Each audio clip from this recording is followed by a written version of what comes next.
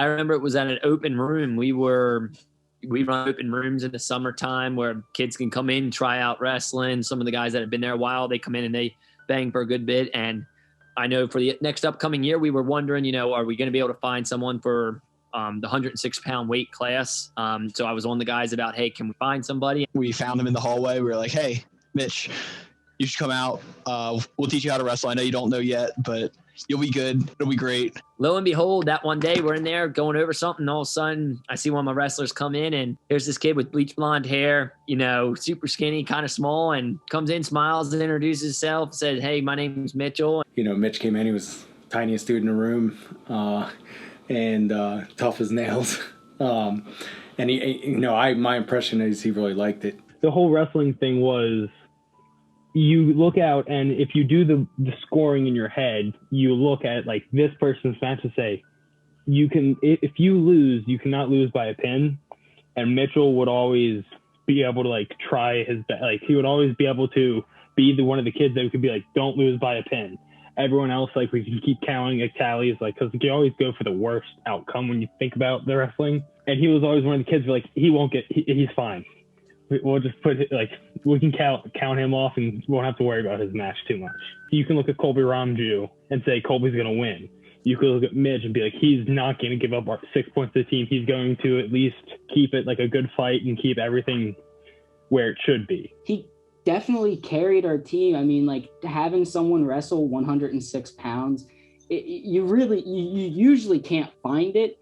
And then to someone that, puts a lot of passion into it. And when he first started wrestling, he wasn't into it as much for like the sport. He was in it to, collect the forfeits and, help the team. Because although wrestling's an individual sport, it's very much so a team sport. Wrestling is a sport where you're on your own, right? You're part of a team, but when you wrestle a match, you're on your own. It demands some different skills and some life skills, to be honest with you. There's a certain amount of dedication. There's a certain amount of courage.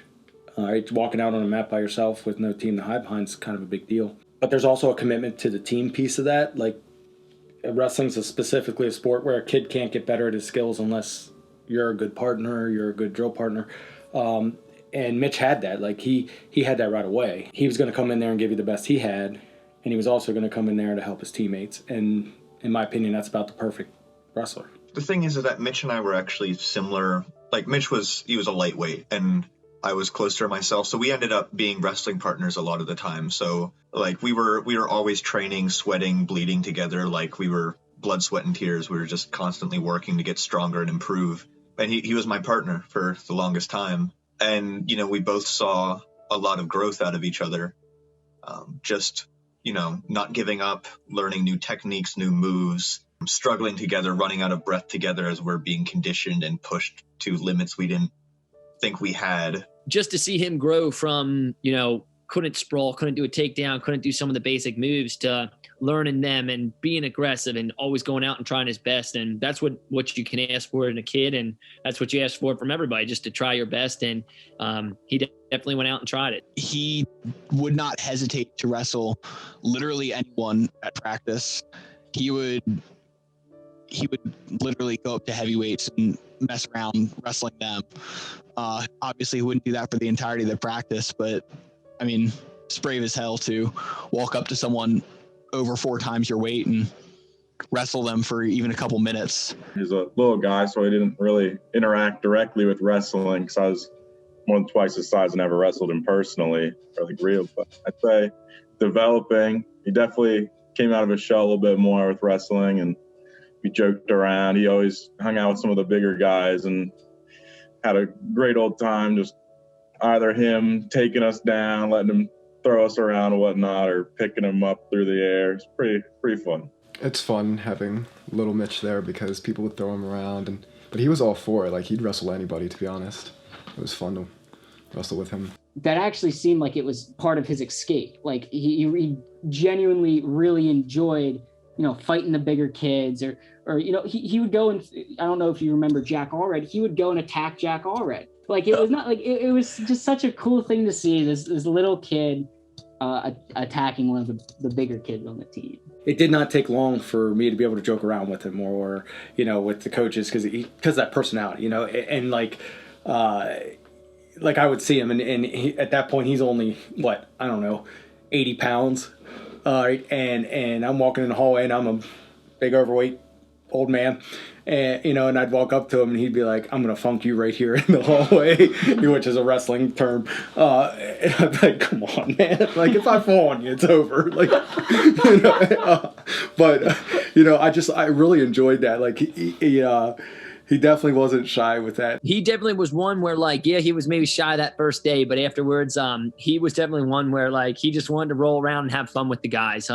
He wasn't afraid to, wrestle Ben, who was 120, or say, I'm going up, I'm going to wrestle the 150 or 180 pounder and mess around with them. It was interesting to see, and it was just nice to see that, that kind of team bondage and the guys all come together. Mitch was kind of like the little brother, I would say. He was always the one joking around, and he was the one people would be like, do this, and he'd like go and like do something mischievous or just funny, like messing with someone else on the team. There was one practice where he wanted to wrestle Joey Ramju, who was probably the best person on our team, and Joey knew that he would destroy Mitchell. Pretty sure Mitch also knew it, but Mitch just wanted to wrestle him so bad. So it was kind of like what he did with Keeney. Joey was wrestling someone, I don't remember who. Joey was practicing, and Mitch just kind of like real quietly came up behind and just took out Joey's legs. Completely took him down because he wasn't expecting it. And I mean, Joey turned around amazed, turned around and wrestled him off of him, but just the fact that he took him down was hilarious. It was really funny. It didn't matter who it was. Mitch was like, I'm gonna wrestle with you. You're going down. It was just kind of his attitude where he was just like, I'm just gonna give it a shot and see what happens. That sport specifically takes a lot of. It's a stressful sport. I'm not gonna lie. It's a high pressure sport. Okay, and you got to have fun with it. And he made it fun, and he made it fun for the other kids in the room. Period. And it's funny, you see a lot of times when wrestling, the littler guys kind of bond with some of the bigger guys. Like he was great. I don't think he joined the team because he really had that much of an interest in wrestling at the start. He joined to help the team. He knew we needed them, and that's all he cared about. He didn't really care about winning matches. He cared about making sure the other team didn't score, making sure that even if he lost, the other team got as few points as possible from him. And everything he did when he was around me was for the benefit of everyone in that wrestling room.